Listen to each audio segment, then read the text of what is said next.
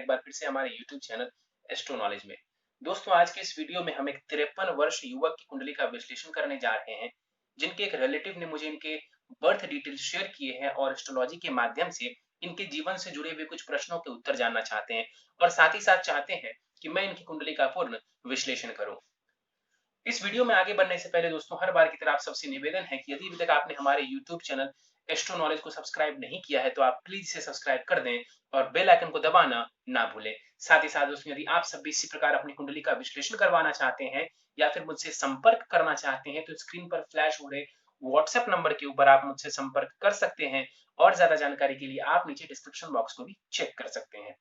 चलिए वापस आते हैं इस विश्लेषण के वीडियो के ऊपर और इनके बर्थ डिटेल्स मैं आप सबों के समक्ष रख देता हूं। 2 सितंबर 1967 11:45 सुबह के और जन्म का स्थान है बिहार।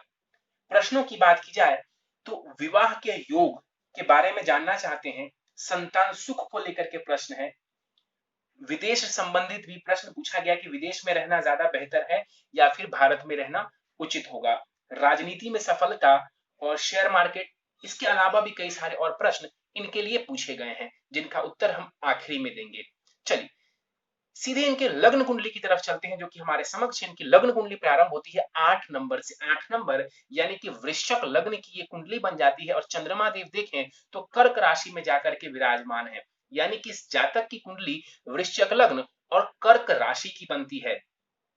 वृश्चिक लग्न यानी कि मंगल के द्वारा अधिपत्य किया जाने वाला लग्न।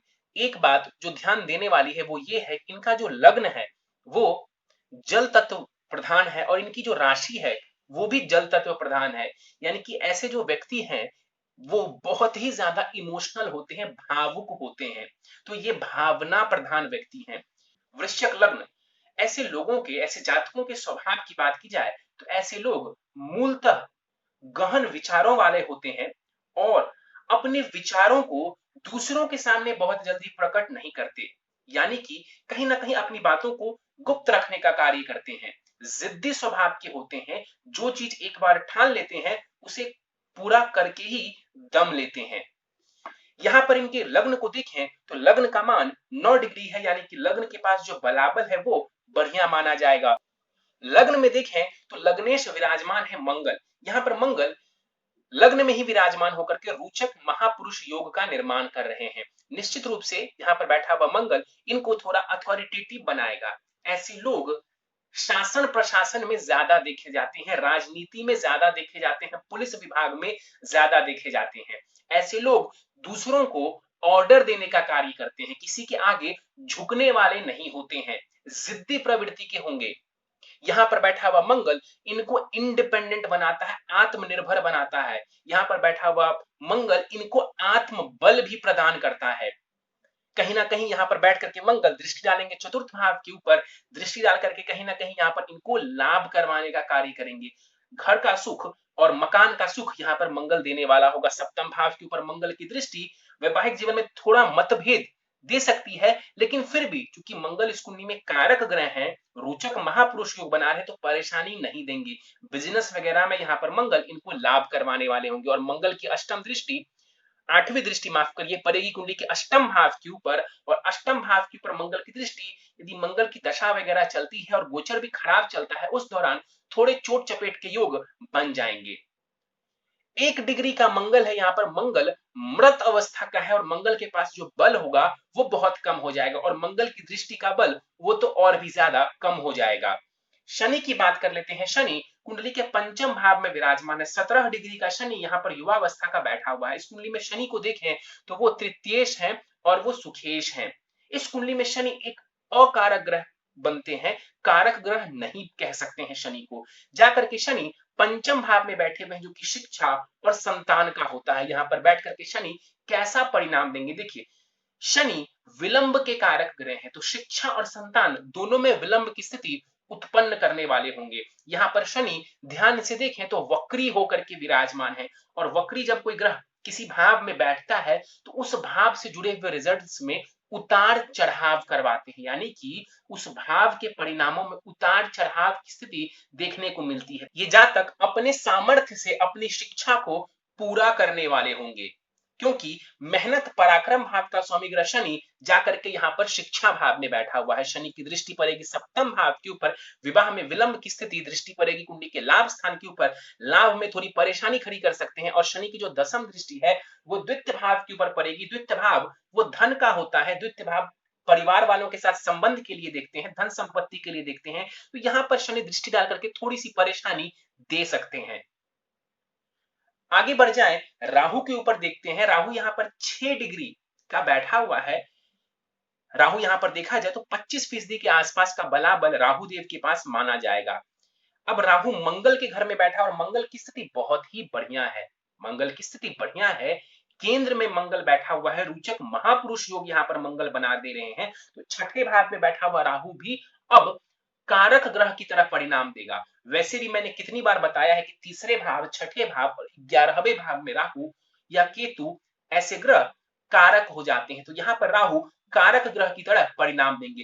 कंपटीशन में सफलता दिलवाने वाला होगा राहु। यहाँ पर बैठा हुआ राहु जातक को शत्रुओं से लड़ने की शक्ति देगा, शत्रुओं को पराजित करने की शक्ति देगा। ऐसे ही जातक होते हैं जो पॉलिटिक्स में जाकर के शत्रुओं को पराजित, यानी कि पॉलिटिक्स में जाकर के विपक्षियों के ऊपर भारी पड़ते हैं। यहाँ पर बैठा हुआ राहु विदेश की यात्राएं देने वाला होगा। दसम भाव के ऊपर राहु की दृष्टि पड़ेगी, करियर में उतार चढ़ाव देगा। सैकड़ों वीडियोस आप निकाल करके मेरे देख लीजिए। मैंने कई बार बताया है कि यदि राहु केतु दसम भाव को प्रभावित करेंगे तो अपनी दशा अंतर दशा में करियर में उतार चढ़ाव जरूर देंगे। और राहु की दृष्टि द्वितीय भाव के ऊपर पड़ेगी, परिवार वालों के साथ संबंध को लेकर के और धन को लेकर के थोड़ी परेशानी ये देने वाले होंगे। क्यों? क्योंकि ये इनकी नीच की दृष्टि है। आगे बढ़ जाते हैं, चलते हैं कुंडली के भाग्य भाव के ऊपर। भाग्य भाव में देखें तो गुरु और चंद्रमा युति बना करके विराजमान है। गुरु और चंद्रमा की युति कुंडली में गज केसरी योग का निर्माण करती है। इस कुंडली में देखें तो गुरु त्रिकोण के स्वामी ग्रह है, पंचमेश है, यानी कि वो कारक ग्रह है। और चंद्रमा भाग्येश है और भाग्य भाव में ही बैठे हुए। जबरदस्त गज केसरी योग यहाँ पर बन रहा है कुंडली के भाग्य भाव में। और ये भाव हम उच्च शिक्षा के लिए भी देखते हैं। तो यहाँ पर उच्च शिक्षा का योग जबरदस्त नजर आ रहा है। इनका जो भाग्य है वो नजर बहुत ही बढ़िया आ रहा है, जबरदस्त स्थिति नजर आ रही है। यहाँ पर बैठा हुआ जो गुरु और चंद्रमा है, इनको विदेश की यात्राएं करवाने वाले होंगे। यहाँ पर गुरु की बात कर लेते हैं। गुरु यहाँ पर देखा जाए पंचमेश है और वो धनेश है, एक कारक ग्रह है इस कुंडली में, जाकर के वो भाग्य स्थान में बैठे। बहुत ही अच्छी प्लेसमेंट है। उच्च की राशि में जाकर के बैठे हुए हैं। गुरु कैसे बैठे हैं? तो अपनी उच्च की राशि में जाकर के बैठे हुए। हालांकि गुरु 5 डिग्री तक ही उच्च के माने जाते हैं, लेकिन फिर भी हम इतना तो कहेंगे कि गुरु अपनी उच्च की राशि में विराजमान है। यहाँ पर गुरु बैठे हुए हैं, बाल अवस्था का ये गुरु है। और यहाँ पर बैठ करके गुरु भाग्य संबंधित पूर्ण लाभ देगा जातक को, लग्न के ऊपर दृष्टि डालेगा, जातक को कहीं ना कहीं अच्छा स्वास्थ्य देने का कार्य करेगा, जातक को ज्ञान प्रदान करने वाला होगा। गुरु की दृष्टि पड़ेगी कुंडली के पंचम भाव के ऊपर, नवम दृष्टि पंचम भाव के ऊपर पड़ेगी। शिक्षा, संतान, इन दोनों ही क्षेत्रों में यहाँ पर गुरु इनको लाभ करवाने वाले होंगे। गुरु की दृष्टि सातवीं दृष्टि पड़ेगी तीसरे भाव के ऊपर, और यहाँ पर दृष्टि डाल करके गुरु हो सकता है तो यात्राएं वगैरह इनको करवाने वाले होंगे। तो गुरु इनकी कुंडली में बहुत ही ज्यादा शुभ विराजमान है, शुभता के साथ विराजमान है। चंद्रमा की बात कर लेते हैं। भाग्येश भाग्य भाव में ही विराजमान है, यानी कि ये जातक को भाग्यवान बनाने वाले हैं। इस कुंडली में चंद्रमा को देखें 15 डिग्री के साथ युवावस्था का ये चंद्रमा विराजमान है, यानी कि जबरदस्त स्थिति यहाँ पर चंद्रमा की नजर आ रही है। विदेश की ढेर सारी यात्राएं ये जातक करने वाले होंगे। और दृष्टि पड़ेगी छोटी मोटी यात्राओं के भाव के ऊपर, तो वहां पर भी दृष्टि डाल करके चंद्रमा अपनी दशा अंतर दशा में इन्हें ढेर सारी यात्राएं करवाने वाले होंगे। आगे बढ़ जाते हैं, कुंडली के दसम भाव की तरफ चलते हैं। सूर्य, बुध और शुक्र, इन 3 ग्रहों की युति यहाँ पर कुंडली के दसम भाव में हो रही है। यहाँ पर ध्यान से देखें तो सूर्य बुध की युति से बुधादित्य योग का निर्माण होता है, और वहीं शुक्र और बुध की युति से लक्ष्मी नारायण योग का निर्माण होता है। हालांकि यहाँ पर देखें तो बुध और शुक्र दोनों ही अस्त हैं, और इस कुंडली में शुक्र भी कारक नहीं है, मारक है शुक्र, और बुध भी मारक है। तो यहाँ पर लक्ष्मी नारायण योग का कोई विशेष लाभ नहीं मिलेगा, और बुधादित्य योग का भी बहुत विशेष लाभ नहीं मिलेगा। लेकिन हम इतना जरूर कहेंगे कि ये दोनों योग बन रहे हैं।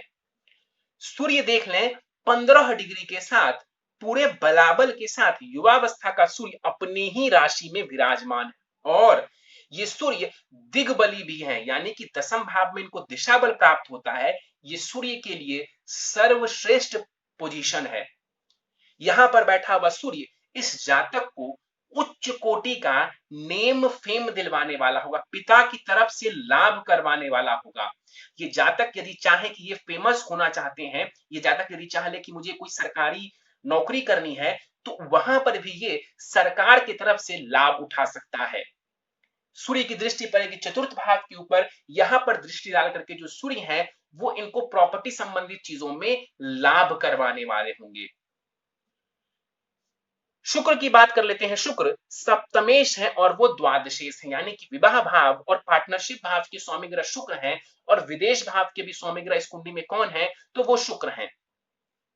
जाकर के शुक्र दसम भाव में बैठे हुए हैं। देखिए, अपने शत्रु के घर में यहां पर शुक्र बैठे हुए हैं और शत्रु के साथ बैठ गए तो शत्रुता बढ़ गई, यानी कि अति शत्रु हो गए। शुक्र अति शत्रु हो गए और इस कुंडली में शुक्र मारक ग्रह है। अब यहां पर देखें तो शुक्र वक्री भी है और अस्त का भी है, वक्री भी है और अस्त का भी है, यानी कि शुक्र डैमेज है इस कुंडली में।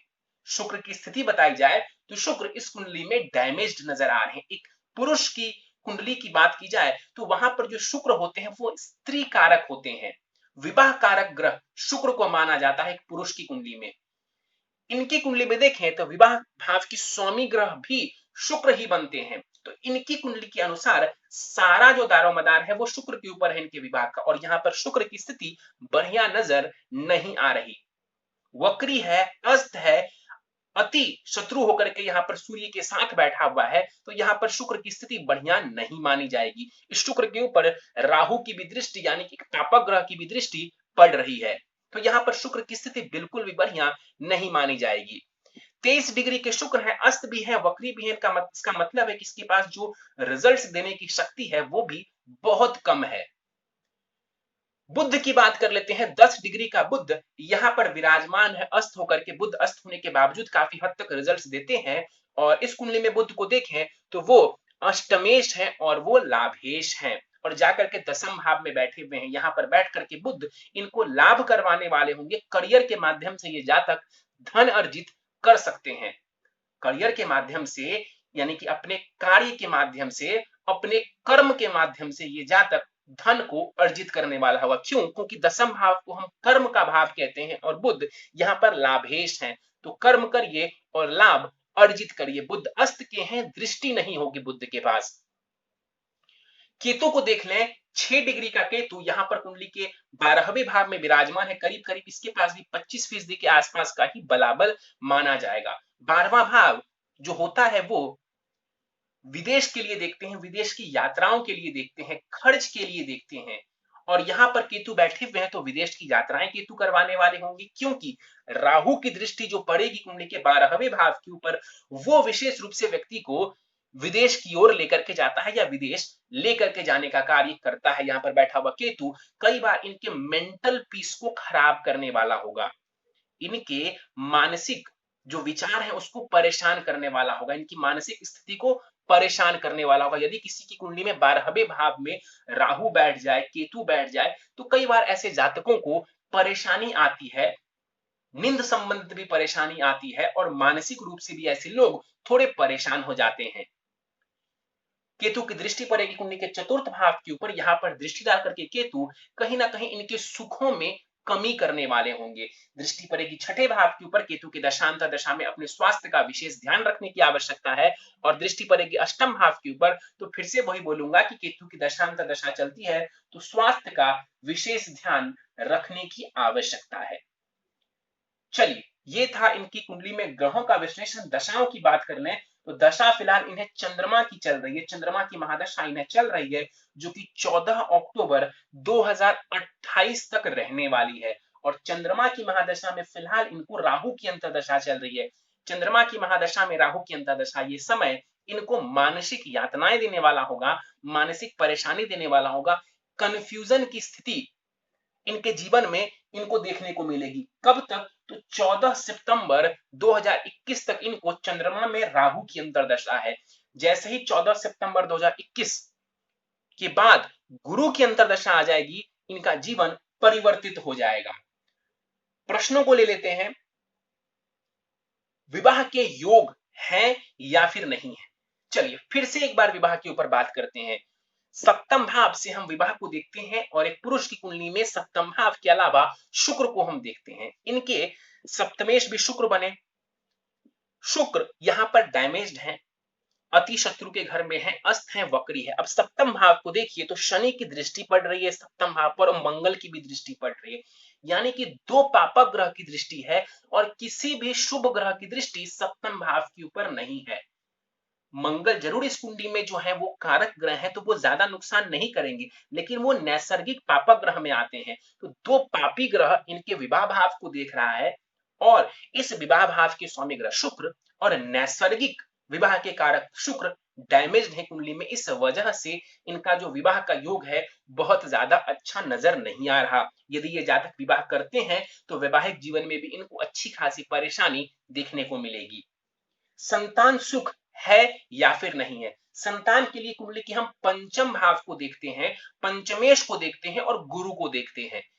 यहां पर देखा जाए तो शनि बैठा हुआ है वक्री होकर के, यानी सीधी सी बात है कि डिले की स्थिति देखने को मिलेगी। अब गुरु बनते हैं पंचमेश, वो त्रिकोण में बैठा है, उच्च की राशि में बैठा हुआ है, गज केसरी योग का निर्माण कर रहा है और सबसे इंपॉर्टेंट गुरु अपनी नवमी दृष्टि से कुंडली के पंचम भाव को, संतान भाव को देख रहा है। तो ये गुरु यदि ये व्यक्ति चाहेंगे तो इनको संतान देने वाला होगा, संतान ये प्राप्त कर सकते हैं। संतान के योग इनकी कुंडली में है। विवाह का योग कमजोर है लेकिन संतान का योग विलंब से जरूर है लेकिन है। और इनके नवमांश कुंडली में भी इनका गुरु बहुत ही अच्छी स्थिति में बैठा हुआ है और इस बात को कंफर्म कर रहा है कि संतान का योग इनकी कुंडली में बढ़िया है। अगला प्रश्न है कि पहले ये विदेश में रहते थे, इन्होंने आईआईटी किया हुआ है और उसके बाद ये विदेश में नौकरी करने गए और फिलहाल जो है ये नौकरी छोड़कर भारत आ गए हैं। तो ये जानना चाहते हैं कि भारत में रहना अच्छा है या फिर विदेश में। देखिए आपके लिए विदेश में रहना थोड़ा ज्यादा बेहतर है भारत के मुकाबले। राजनीति में सफलता के योग, आंख बंद करके मैं आपको कहता हूं कि आप राजनीति में प्रवेश कर जाइए। आप जैसे ही जातक होते हैं जो राजनीति में जाकर के झंडा गाड़ते हैं। लग्न में रोचक महापुरुष योग, कर्म स्थान में सूर्य स्वग्रही युवावस्था के, छठे भाव में राहु, और क्या चाहिए? कुंडली के भाग्य भाव में गज केसरी योग। जबरदस्त स्थिति है पॉलिटिक्स में सफलता प्राप्त करने की, जबरदस्त अव्वल दर्जे की सफलता आप पॉलिटिक्स में जाकर के प्राप्त कर सकते हैं, इसमें कहीं कोई दो राय नहीं है। इसके बाद इनके लिए पूछा गया क्या फिल्म प्रोड्यूसर बनने के योग हैं या फिर नहीं। देखिए फिल्म प्रोड्यूसर, जैसे ही हम फिल्म लाइन की बात करते हैं तो शुक्र को हम देखते हैं और इनका शुक्र मैंने बताया कि अच्छी स्थिति में नहीं है, तो इनको फिल्म के क्षेत्र में, मीडिया के क्षेत्र में ज्यादा सफलता देखने को नहीं मिलेगी। किस क्षेत्र में कार्य करें? चलिए इनको बता देते हैं कि किस क्षेत्र में ये कार्य करेंगे तो इनको अच्छी सफलता देखने को मिलेगी। देखिए यदि आप गवर्नमेंट से ही जुड़ा हुआ कोई टेंडर लेकर के कार्य करें, यानी कि सरकारी काम से जुड़ जाएं तो लाभ मिलेगा। यदि आप लैंड डील्स करें, यानी कि जमीन से जुड़ा हुआ कारोबार करेंगे, तब भी आपको लाभ मिलेगा। परामर्श देने का कार्य, कंसल्टेंसी का जॉब करेंगे, तब भी आपको लाभ मिलेगा। एजुकेशनल इंस्टीट्यूट खोलते हैं, कोई शैक्षणिक संस्थान खोलते हैं, वहां पर आपको अच्छा लाभ मिलेगा। मशीन से जुड़ा हुआ कारोबार करते हैं, वहां पर लाभ मिलेगा। इंपोर्ट एक्सपोर्ट का कारोबार करते हैं, खास करके विदेश से जुड़ा हुआ, उसमें आपको लाभ मिलेगा। तो ये कुछ क्षेत्र हैं जिसमें जाकर के आप अच्छी कामयाबी प्राप्त कर सकते हैं। शेयर मार्केट से लाभ के योग, शेयर मार्केट से लाभ की जहां तक बात की जाए उसके योग बहुत ही ज्यादा अच्छे नजर नहीं आ रहे। और इष्ट देवता जानना चाहते हैं कि इष्ट देवता कौन है? बृहस्पति देव जो गुरु हैं वो आपके इष्ट देवता बनते हैं आपकी कुंडली के अनुसार। और आखिरी प्रश्न है इनके लिए कि ये एक जगह पर टिक करके कार्य नहीं कर पाते हैं। यहां पर देखने से ऐसा लगता है कि इनका चंद्रमा बहुत ही जबरदस्त स्थिति में है और ऐसा नहीं होना चाहिए कि एक जगह पर टिक करके कार्य नहीं कर पाए।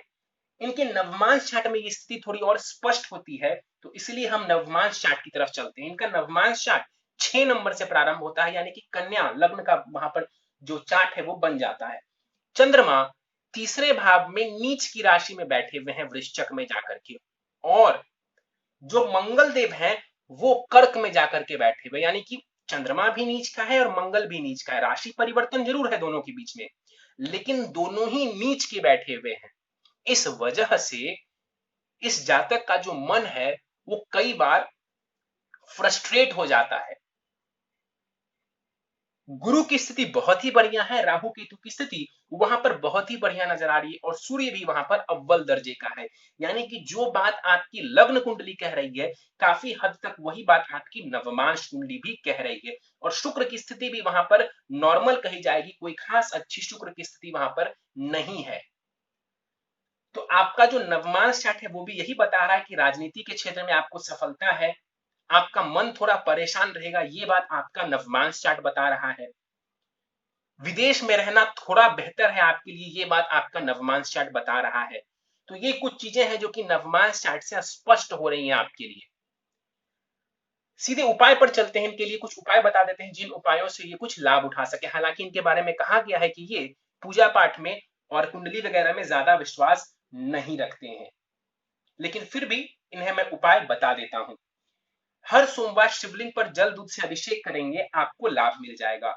हर गुरुवार कम से कम हर गुरुवार विष्णु सहस्त्रनाम का पाठ करना चाहिए एवं उस दिन मंदिर जाना चाहिए, किसी भी देवी देवता का मंदिर आप जा सकते हैं। और आखिरी उपाय है पुखराज रत्न, 7 रत्ती का पुखराज दाहिने हाथ की प्रथम उंगली इंडेक्स फिंगर में सोने की अंगूठी में जरवा करके शुक्ल पक्ष के गुरुवार की प्रातः काल को धारण करते हैं, आपको बढ़िया लाभ देखने को मिल जाएगा। चलिए दोस्तों, ये था इस 53 वर्ष युवक की कुंडली का विश्लेषण। मुझे उम्मीद है कि आपको हमारा यह कुंडली विश्लेषण का वीडियो पसंद आया होगा। यदि वीडियो पसंद आया तो आप इसे लाइक करें, शेयर करें। अभी तक आपने हमारा YouTube channel astro knowledge subscribe नहीं किया है तो आप प्लीज इसे सब्सक्राइब कर दें और बेल आइकन को दबाना ना भूलें। साथ ही साथ दोस्तों, यदि आप सब भी इसी प्रकार अपनी कुंडली का विश्लेषण करवाना चाहते हैं या फिर मुझसे संपर्क करना चाहते हैं तो स्क्रीन के ऊपर फ्लैश हो रहे व्हाट्सएप नंबर के ऊपर आप मुझसे संपर्क कर सकते हैं, और ज्यादा जानकारी के लिए आप नीचे डिस्क्रिप्शन बॉक्स को चेक कर सकते हैं। इस वीडियो में फिलहाल इतना ही दोस्तों, आप सभी का बहुत बहुत धन्यवाद।